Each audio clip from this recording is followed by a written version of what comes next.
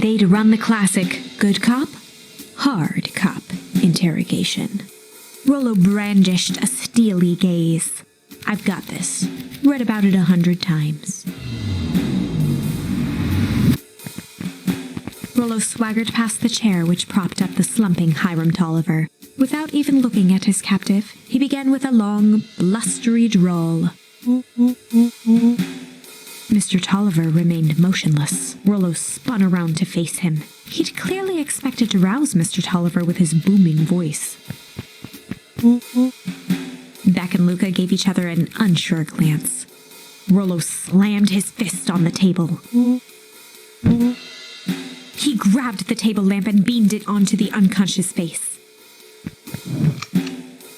Mr. Tolliver groaned and slowly lifted his head. He recoiled with a muddled, weary squint. The chair wobbled as he attempted to straighten up. Mr. Tolliver could only make out rough shapes through the glaring light. With a gruff tone, Rollo hoped to both conceal his voice and intimidate.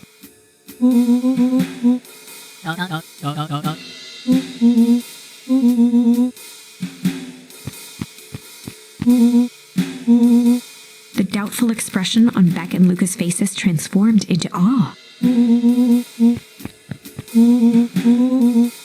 Rollo, hitting his stride, was now channeling every detective trope his memory could recall. He slammed the table again. Mr. Tolliver's voice became desperate. He was nearly in tears.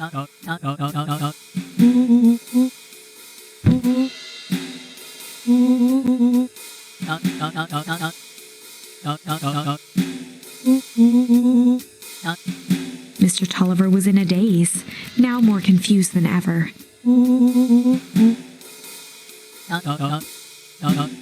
He shook his head, feeling more and more dizzy.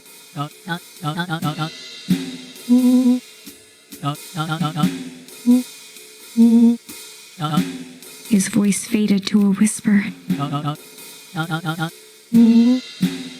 With that, Mr. Tolliver passed out cold.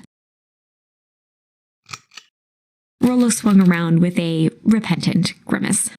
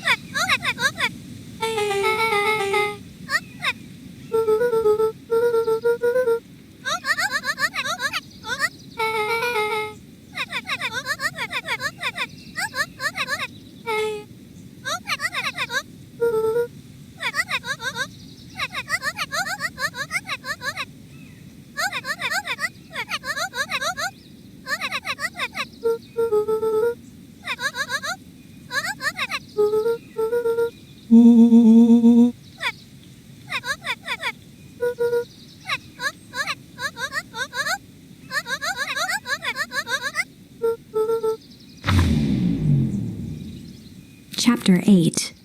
6 feet under, 3 towns over.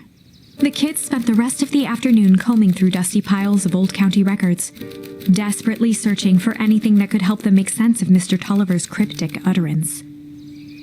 Luka tried to shake the thought of Gran's basement, but his focus wavered. Explosives, messages hidden in jam, dossiers on various town figures, and a corkboard threaded with photos.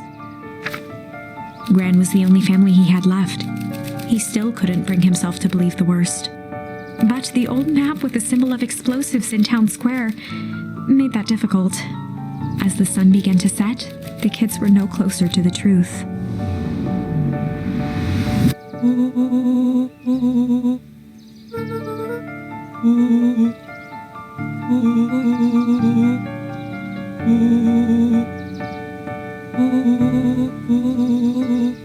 Rollo shut his book with an assertive nod.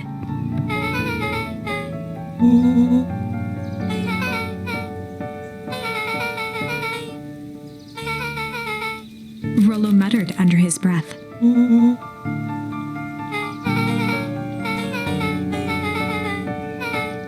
Bex slammed her finger down on the open page before glancing down to read.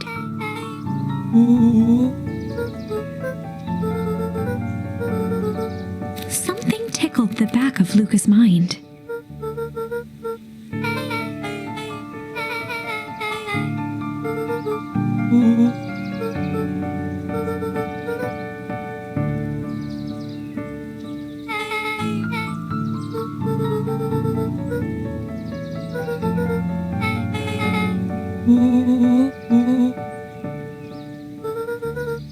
The question hung in the air.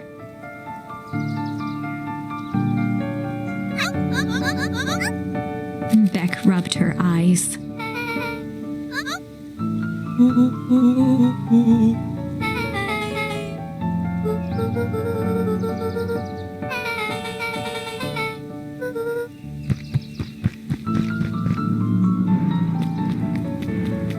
Luka's heart was pounding as he approached the house.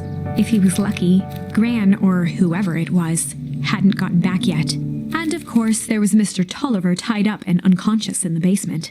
Dealing with him would be the first order of business. Luka shook out his arms to calm his nerves before entering. He held perfectly still, tempering. She was asleep. His only hope was that she hadn't found Mr. Tolliver before dozing off.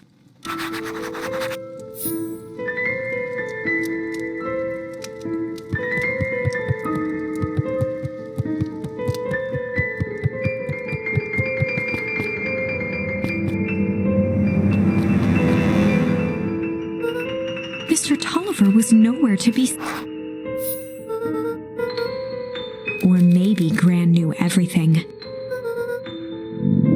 Luka's hungry stomach groaned. Not realizing it, he'd gone the entire day without eating. Luka rushed over to the pile of jam jars, unscrewed one, and shoveled a handful into his mouth. He flipped the lid to read the label.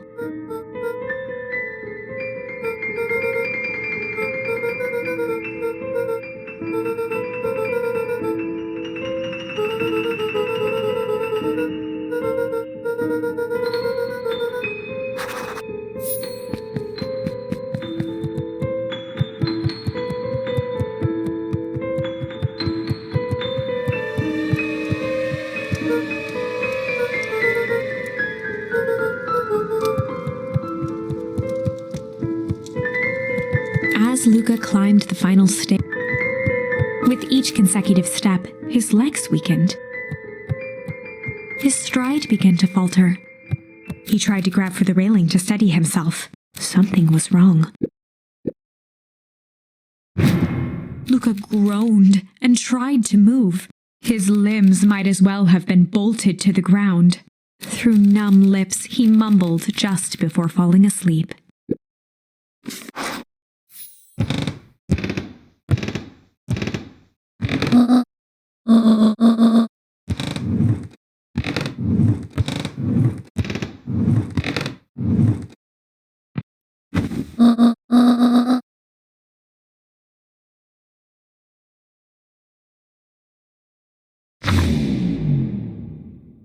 Chapter 9.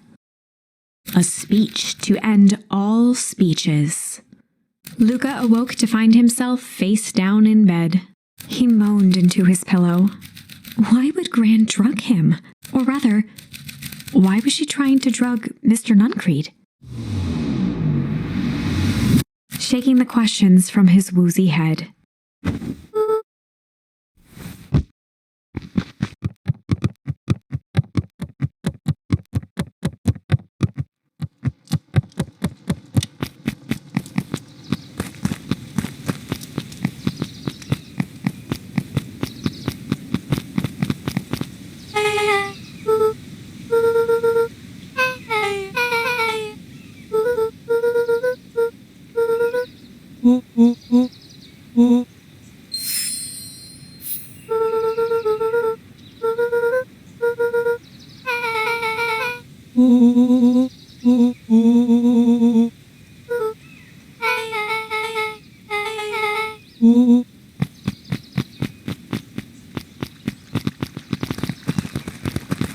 Augustus Valentine nervously wiped his brow.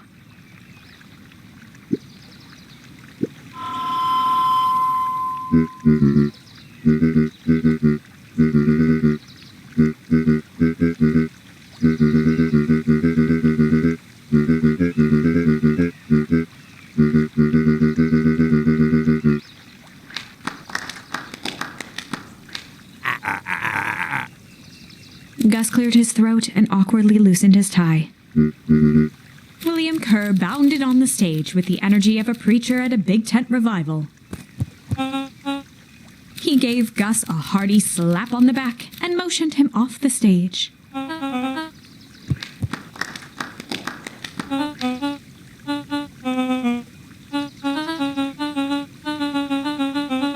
Mr. Kerr pulled a thick stack of note cards out from his vest.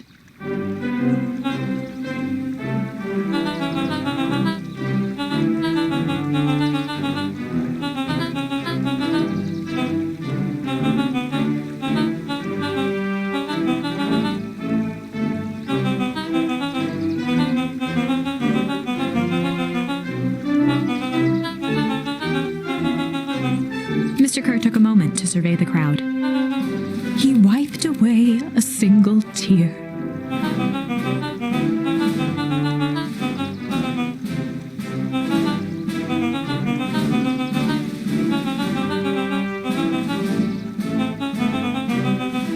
He thumped the podium to emphasize each word.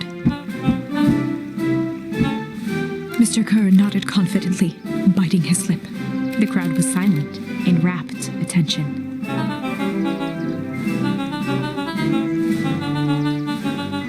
Mr. Kerr methodically made eye contact with each section of the crowd.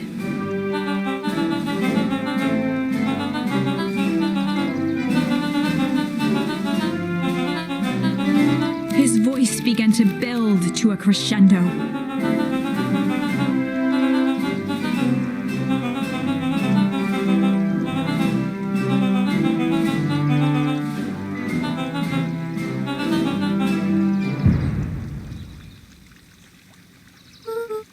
The crowd began to look around nervously. Mr. Kerr quickly flicked through his note cards.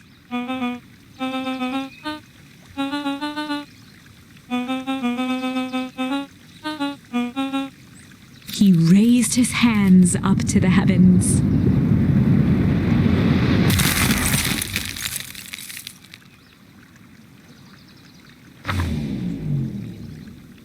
At that moment, a merciless wall of impossibly cold air ripped through the crowd, instantly freezing everyone and everything it touched. For a man like William Kerr, this was a fitting way for things to end. On a stage, with an entire town frozen in rapt attention for the rest of time. The end. There's that ice again! Whenever I think we're getting close, it comes along and ruins everything! Maybe we should just quit? Maybe you should just close the book, walk away, and never think of me again. No, I don't mean that. We got a little closer this time. We just need to try again. Please.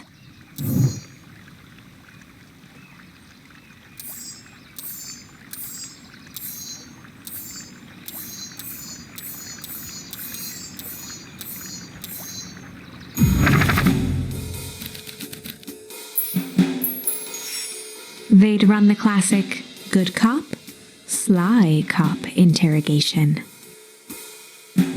Luka and Rollo ducked behind a barrel, leaving Beck to her task. With a few crisp snaps, she roused Mr. Tolliver.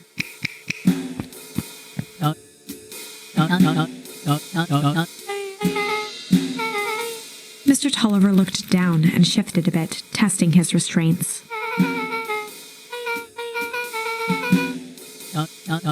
Beck caught herself before letting the surprise manifest on her face. She'd already gotten him to reveal his relation to Gran. This was going to be easy.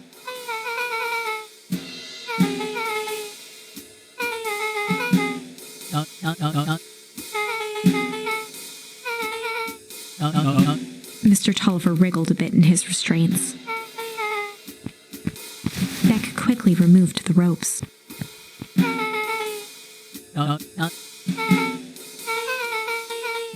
Mr. Tolliver rubbed the growing knot on his forehead.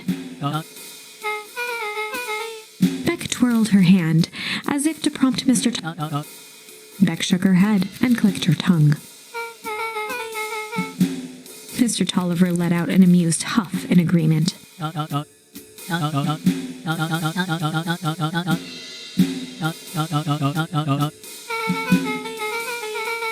Beck was on a roll now, playing Mr. Tolliver like a fiddle.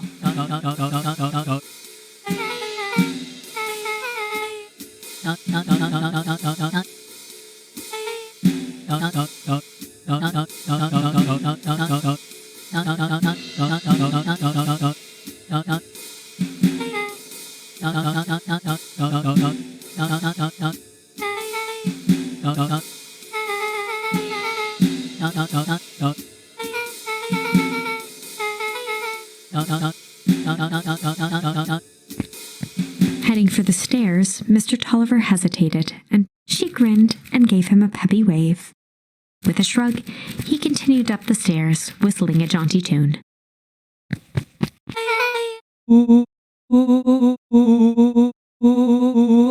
Beck blinked slowly in disappointment.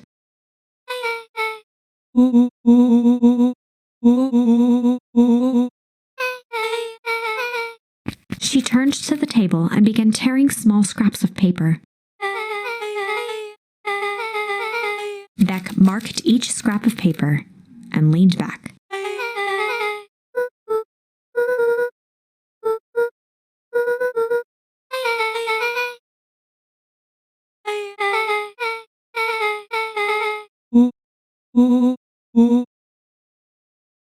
Luka and Beck looked at Rollo with amazement.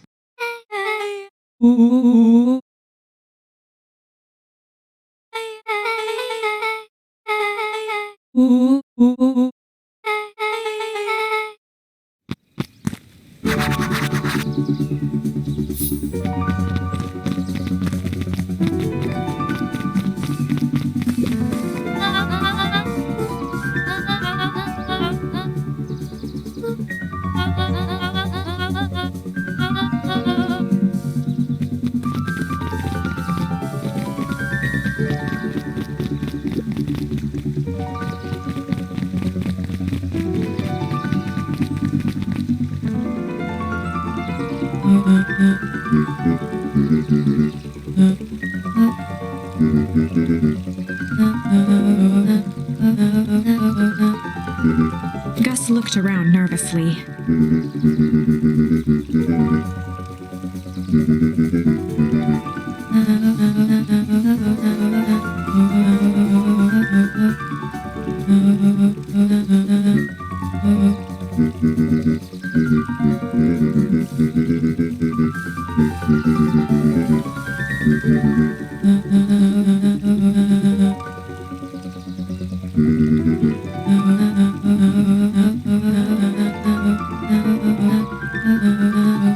Eris's cry hung in the air.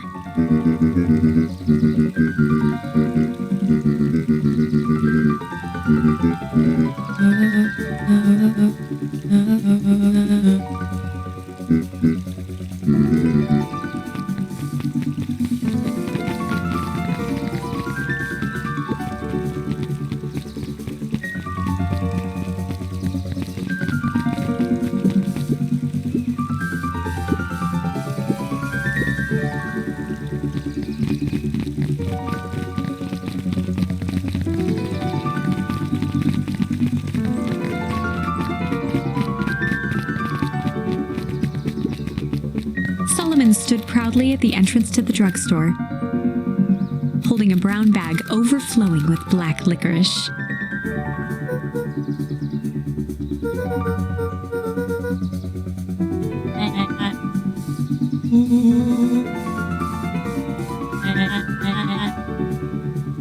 Solomon shoveled a surprising amount of licorice into his mouth.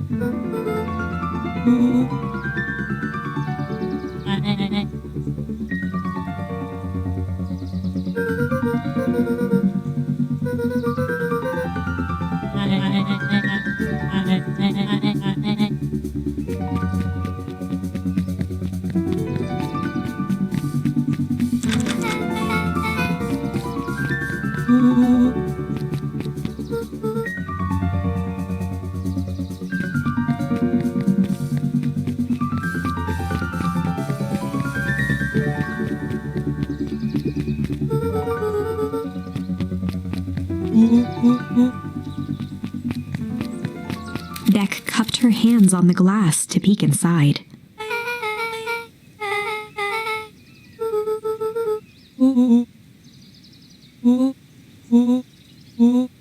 Beck flung open the door and they all squeezed in.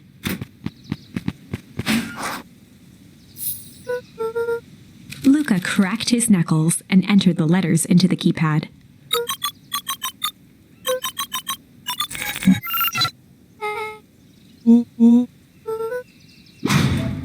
The inside of the phone booth dropped loose from its shell. Without even the space to panic, they closed their eyes, held their breath, and accepted their fate. Suddenly, the chaotic descent slowed to an effortless landing. It was unclear where they ended up, but at least it was solid ground. The air was stagnant and smelled vaguely of chlorine.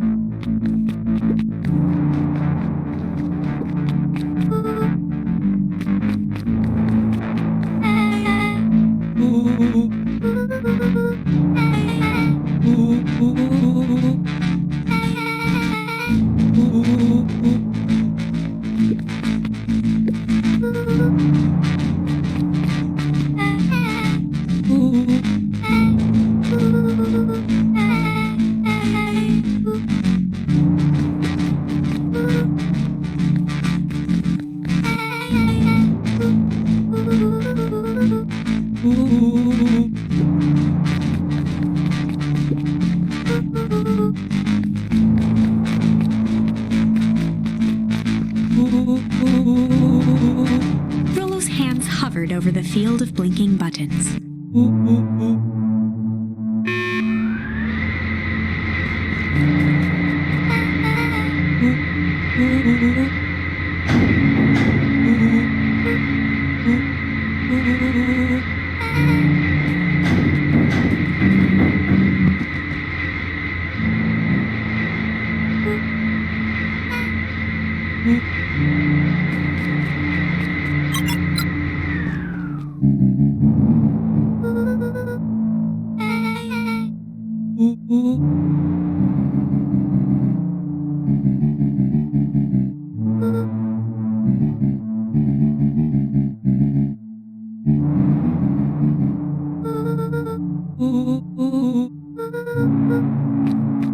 Joseph waited for a moment in silence.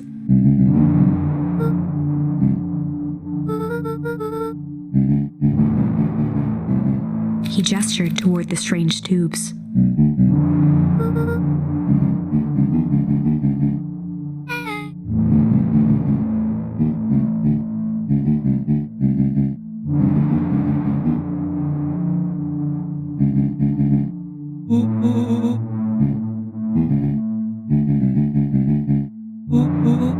Nuncreed let out a growl of a sigh.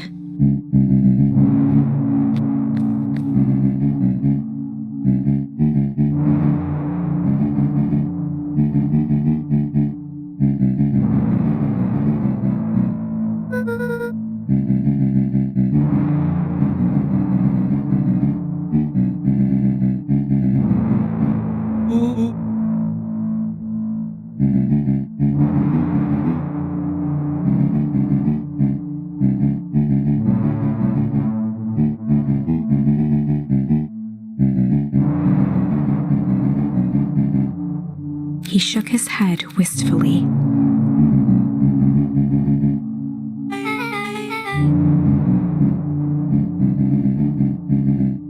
Nuncreed took a menacing step towards the children.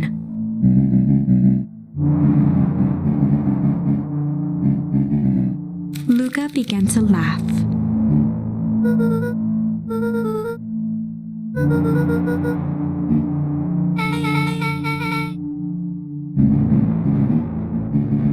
The color drained from Nuncreed's face.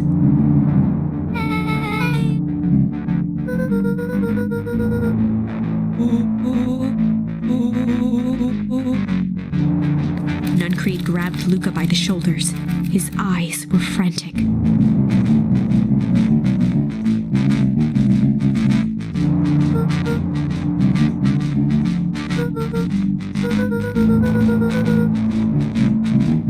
A jolt of realization struck Mr. Nuncreed.